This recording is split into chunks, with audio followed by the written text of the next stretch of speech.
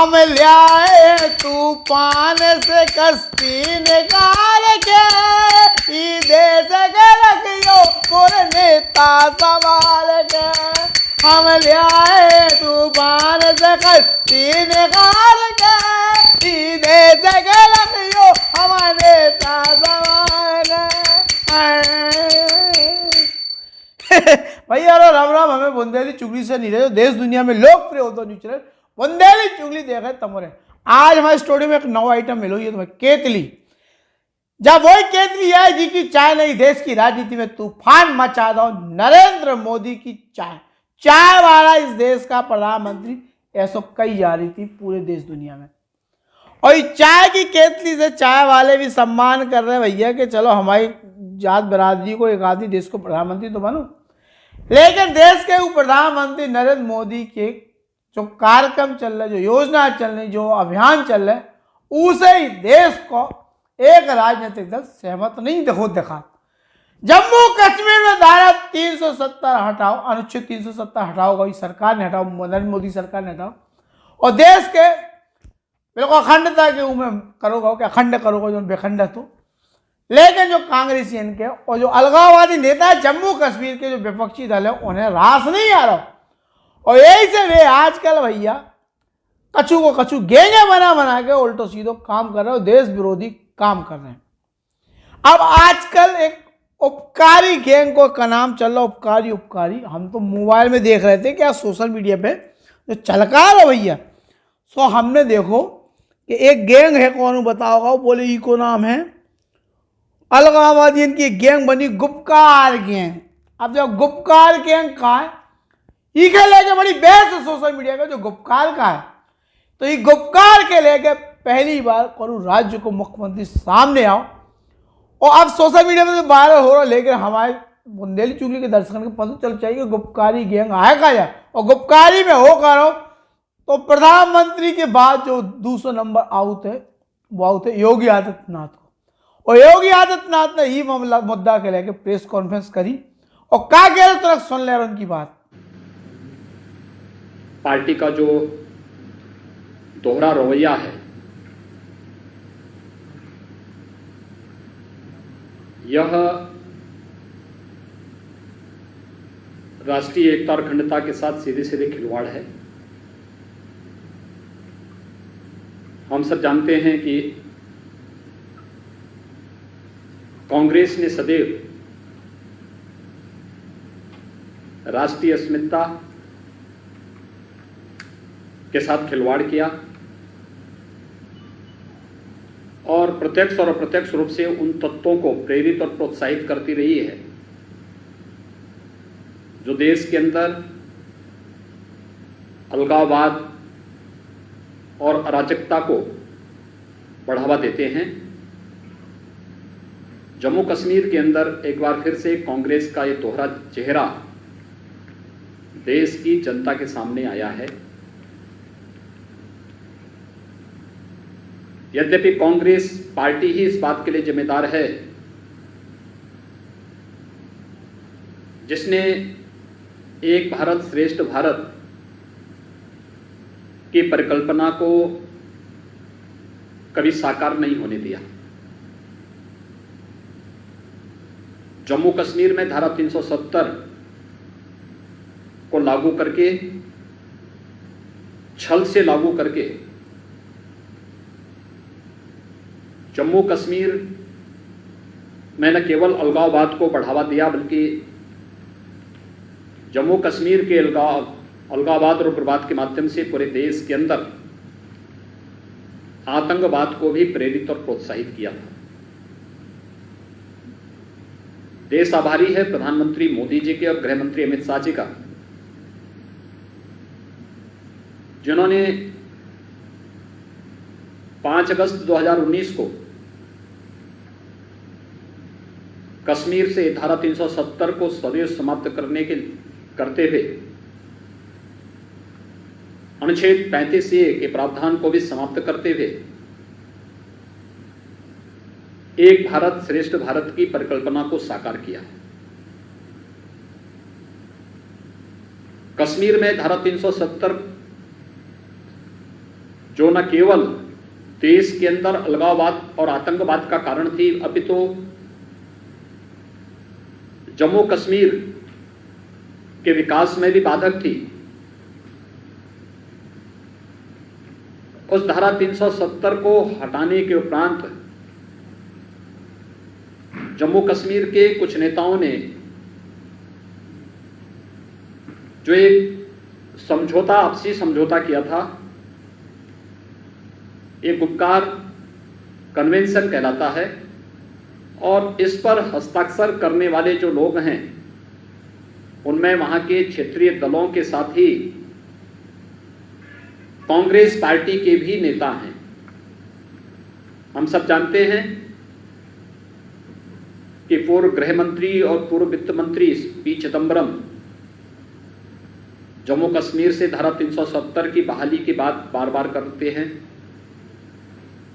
Congress party के वरिष्ठ नेता श्री गुलाम नबी आजाद 370 की बहाली की बात करते हैं। गुपकार समझौते के बारे में जो मीटिंगें श्रीनगर के अंदर अलग अलग समय में हुई हैं, कांग्रेस के स्थानीय अध्यक्ष के साथ ही अन्य नेताओं की उपस्थिति वहां पर इस बात की ओर स्पष्ट इशारा करती है कि वे लोग दिल्ली में कुछ और बात बोलेंगे, जम्मू कश्मीर में कुछ और कार्य करेंगे। कांग्रेस के शीर्ष नेतृत्व को चाहिए कि गुपकार समझौते के बारे में अपनी स्थिति स्पष्ट करें, अन्यथा उसका यह दोहरा चरित्र न केवल देश की सुरक्षा और संप्रभुता के लिए खतरनाक संकेत कर रहा है, अपितु पूरी कांग्रेस पार्टी को ही कटघरे में खड़ा कर रहा है। देश कांग्रेस पार्टी से इसका जवाब मांगती है, इसका शीर्ष नेतृत्व अपनी स्थिति स्पष्ट करे कि धारा 370 के बारे में कांग्रेस की क्या राय है, जम्मू कश्मीर के विकास के बारे में जो कार्य अब प्रारंभ हुआ है।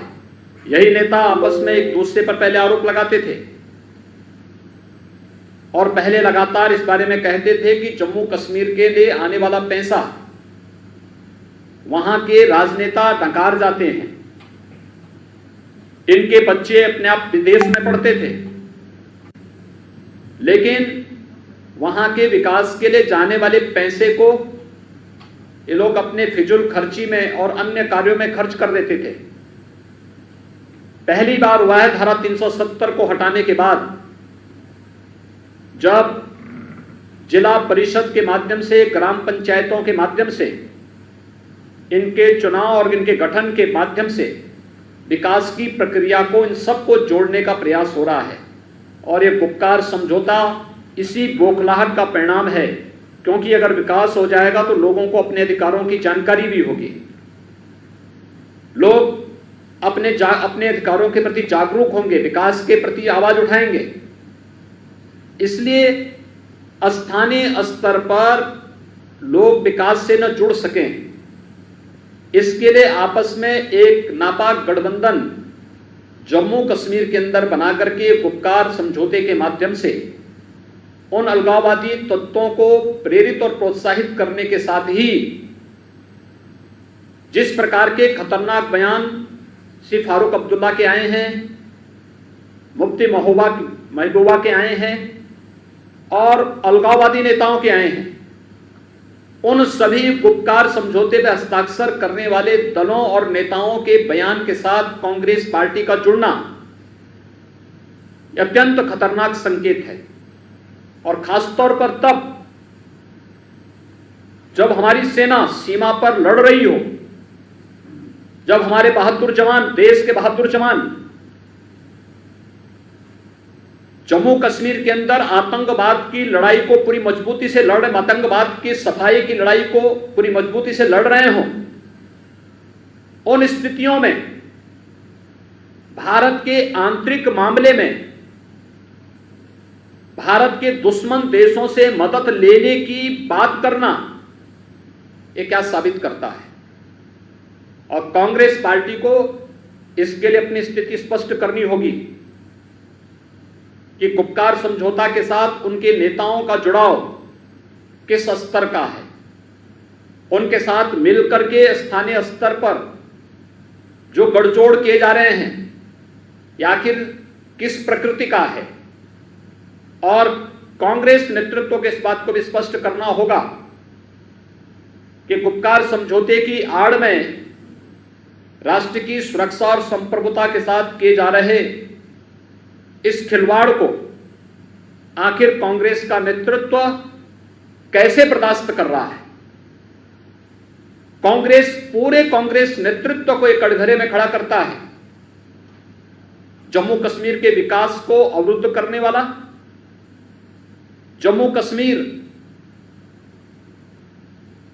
के अंदर स्थानीय स्तर पर विकास की प्रक्रिया को आगे बढ़ाने के लिए जो प्रयास प्रारंभ हुए हैं, उन प्रयासों में आखिर कांग्रेस क्यों बाधक बनना चाहती है। एक भारत श्रेष्ठ भारत की परिकल्पना को साकार होने के बाद आखिर उसमें बाधक बनकर के कांग्रेस पार्टी क्या साबित करना चाहती है। यह देश, यह प्रश्न कांग्रेस नेतृत्व से करना चाहता है और हम लोग इस बारे में कांग्रेस नेतृत्व से पूछना चाहते हैं कि आखिर गुपकार समझौता की आड़ में इस देश की संप्रभुता और सुरक्षा के साथ खिलवाड़ करने की शरारतपूर्ण चेष्टा को कांग्रेस पार्टी का समर्थन किन कारणों से मिल रहा है। चीन और पाकिस्तान जैसे देशों को कश्मीर में धारा 370 की बहाली के लिए आमंत्रित करने की मंशा क्या है और इन बयानों से कांग्रेस का वास्ता किस हद तक है, स्थिति कांग्रेस पार्टी को पूरे देश के अंदर स्पष्ट करनी चाहिए। क्योंकि यह अत्यंत दुर्भाग्यपूर्ण स्थिति है कि देश के अंदर सर्वाधिक समय तक राज करने वाली पार्टी, भारत के संविधान की शपथ खा करके देश के अंदर सर्वाधिक समय तक शासन करने वाली पार्टी आज स्थानीय स्तर पर राजनीतिक स्वार्थों के लिए राष्ट्र की संप्रभुता के साथ खिलवाड़ कर रही है, राष्ट्र की सुरक्षा के साथ खिलवाड़ कर रही है और देश के दुश्मनों के दुस्साहस को बढ़ाने का जो दुस्साहसिक प्रयास कर रही है, इसे किसी भी स्थिति में स्वीकार यह देश नहीं कर सकता है। और इसीलिए गुपकार समझौता यह भारत की संप्रभुता के साथ सीधे सीधे खिलवाड़ करने की एक शरारतपूर्ण चेष्टा है। जम्मू कश्मीर के लोगों के विकास को अवरुद्ध करने वाला एक कुत्सित प्रयास है। जम्मू कश्मीर के लोगों को जो आजादी के बाद से कांग्रेस पार्टी के कारण जनता को विकास से न जुड़ने देने की जो एक कुत्सित मंशा वहां पर रही है, उस मंशा पर जब पानी फिरते थे वे लोग देख रहे हैं और उनके लूट खसोट के सभी जरिए जब बंद हो रहे हैं, उन स्थितियों में उन्हें लगता है कि कहीं ना कहीं अगर विकास की प्रक्रिया जिला परिषद के माध्यम से या ग्राम पंचायत के माध्यम से या स्थानीय निकाय इकाइयों के माध्यम से आम जनमानस तक पहुंचने लग जाएगा, तो जो लोग स्थानीय स्तर पर शिक्षा का, स्वास्थ्य का, कनेक्टिविटी का, अन्य बुनियादी सुविधाओं को 70 वर्षों में नहीं दे पाए, लेकिन इस प्रक्रिया को पिछले 1.5-2 वर्षों के अंदर जिस मजबूती के साथ मोदी जी के नेतृत्व में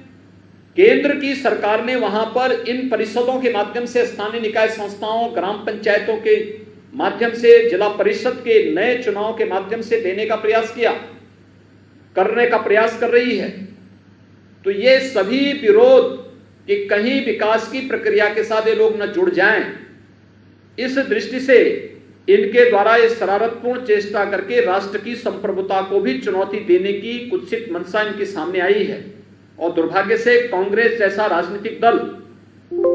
जो दिल्ली में अपने को राष्ट्रीय दल का स्टेटस मानता है, बोलता है, लेकिन स्थानीय स्तर पर वह अलगाववादियों के साथ और भारत विरोधी तत्वों के साथ मिलकर के भारत की सुरक्षा और भारत की संप्रभुता के साथ पूरी बेशर्मी के साथ वहां पर खड़ा होता हुआ दिखाई दे रहा है। ये बहुत खतरनाक इशारा करता है। देश की जनता को कांग्रेस के इस दोहरे चरित्र को देखना चाहिए। कांग्रेस नेतृत्व के इस रवैये की निंदा भी करनी चाहिए और कांग्रेस नेतृत्व से स्पष्ट पूछा जाना चाहिए कि वो जम्मू कश्मीर के बारे में अपनी नीति को स्पष्ट करें। कोई अधिकार नहीं कांग्रेस के नेतृत्व को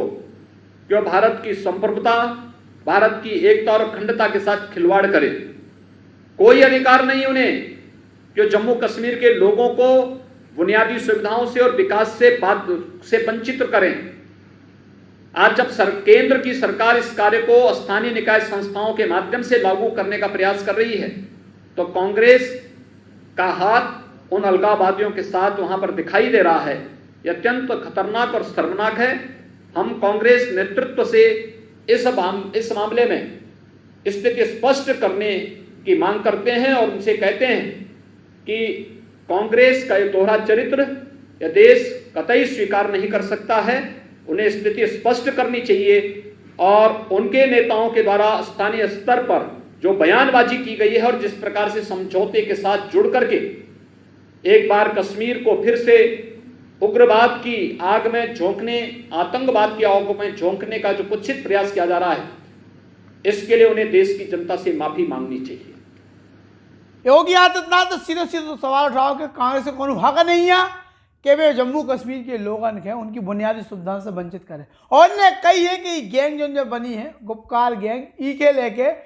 और ई में जो ई के लेके जो अलगाववादी नेता के संग कांग्रेस मिलकर जो काम करे, ई के लेके कांग्रेस के नेतृत्व की अपनी स्थिति स्पष्ट करनी चाहिए। हम कह रहे हैं राहुल गांधी के पप्पू जन बना दो ना, यही कारण से बना दो कि देश विरोधी गतिविधियों के लेकर और तुष्टिकरण की राजनीति करने वाली कांग्रेस आज गर्त में चली जा रही। और सिंधिया जैसे आदमी चले गए छोड़ छाड़ के, तो सोचने लगा था कि कांग्रेस बची कहाँ है। एक घराने पे केंद्रित अगर हो गई, वो देश के विरोध में, देश की सुरक्षा के विरोध में, आंतरिक सुरक्षा के विरोध में अगर कोई पार्टी काम कर रही, तो नाच तो देखो हो नहीं है। हम ना भाजपा के एजेंट है ना कांग्रेस के पैरोकार है, लेकिन कष्ट होते ही राजनीति पे कि देश राष्ट्र ई के लेकर सुरक्षा के लेकर बात हो और ऐसे समय में अगर राजनीति हो, तुष्टिकरण की राजनीति हो, केवल वोट बैंक के लाभ के लाभ राजनीति हो, तो शर्मनाक भैया। समय तो हम ले रहे बेदा भैया, हम बने रहे भी इन खबरों पे। जयराम जी की।